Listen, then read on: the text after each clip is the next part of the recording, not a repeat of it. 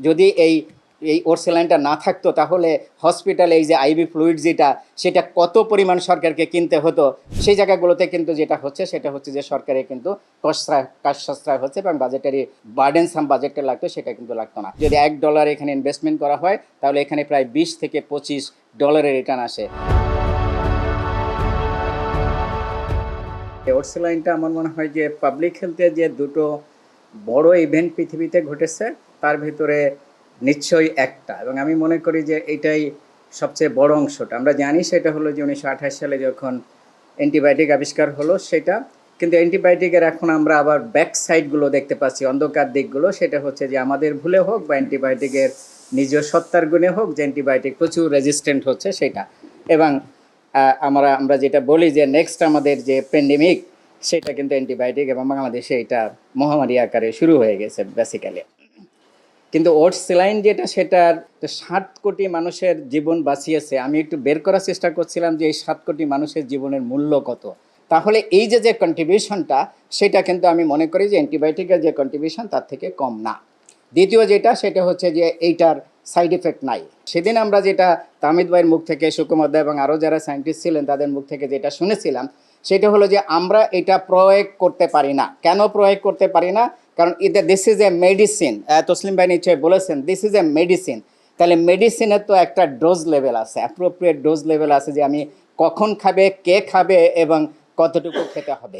এই জায়গাগুলোতে আমরা দেখেছি এই যে গত বছর যখন হিট শক হয়, এই যে হিট লেভেলটা বেড়ে গেল, আমরা নিজেরাও উদ্যোগী হয়ে রিক্সাওয়ালাদেরকে পানি খাওয়াইছি, সাথে ওর স্যালাইন দিয়েছি। ভুল।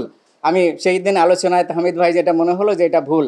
পরিবারে আমরা যখন একটু উইকনেস লাগে পরিবারের সদস্যদেরকে, তাদেরকে অনেক সময় জোর করে ওর স্যালাইনটা খাওয়াই দিই, এটাও ভুল। দ্যাট মিনস ওর স্যালাইন খাওয়ার কিন্তু একটা প্রেসক্রিপশন আছে, যেহেতু এটার মেডিসিন এবং সেটার নির্দিষ্ট লিমিট আছে। ওর স্যালাইনটা বিশেষ করে ব্রেস্ট ফিডিং যে মারা করাচ্ছে সেই বাচ্চাকে না খাইয়ে তারা যেটা করছে মারা নিজেরাই সেটা খাচ্ছে। দ্যাট মিনস এই ওর স্যালাইনটা খাচ্ছে এবং তারা মনে করছে যেটা সেটা হচ্ছে যে মা যদি খায় তাহলে হচ্ছে যে ব্রেস্ট ফিডিংয়ের মাধ্যমে বাচ্চারা পেয়ে যাচ্ছে, সেটাও ভুল।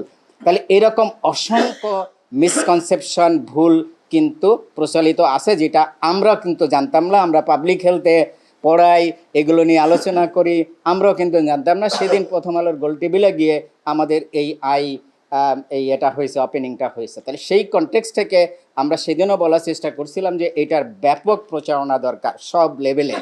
এখন প্রচারণা করতে গেলে হয়তো একটু ইনোভেটিভ হইতে যেতে হবে, একটু এক্সট্রা কারিকুলার হিসেবে যেতে হবে। আমরা কারিকুলামের ভিতরে হয়তো এটা ঢোকাতে পারি, কিন্তু সেটা একটা হিউজ সময় লাগবে।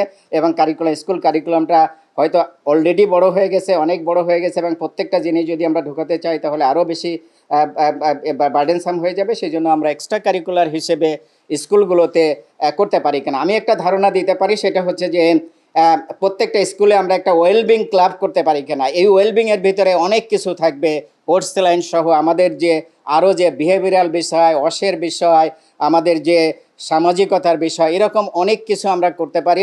এটা উদ্যোগী হয়ে ঢাকা ইউনিভার্সিটির ক্যাম্পাসে কিছু প্রোগ্রাম করতে পারে, এবং প্রত্যেকটা আপনারা ইউনিভার্সিটি লেভেলেও যদি অন্তত শুরু করেন, তাদের হাত দিয়ে দায়িত্ব হবে যে ইউনিভার্সিটিতে যারা কাজ করবে তাদের সেই টিমটা তারা 2-4টা কলেজে কাজ করবে, এবং কলেজের টিমটা 2-4টা স্কুলে কাজ করবে বা অন্য ফেলো কলেজে কাজ করবে। তাহলে যেটা হবে একটা লুপ ইফেক্ট বা চেইন ইফেক্ট হবে, এবং আশা করি যদি আমরা এরকম 5 বছরের একটা প্রোগ্রাম হাতে নিই তাহলে হচ্ছে যে এই মিসকনসেপশন যেগুলো আছে সেগুলো হয়তো ওভারকাম করা যেতে পারে। আমি ইকোনমিক এফেক্টের কথা একটু বলে শেষ করব, সেটা হচ্ছে যে আমরা সেদিনও বলার চেষ্টা করেছিলাম যদি $1 এখানে ইনভেস্টমেন্ট করা হয় তাহলে এখানে প্রায় 20 থেকে $25 রিটার্ন আসে।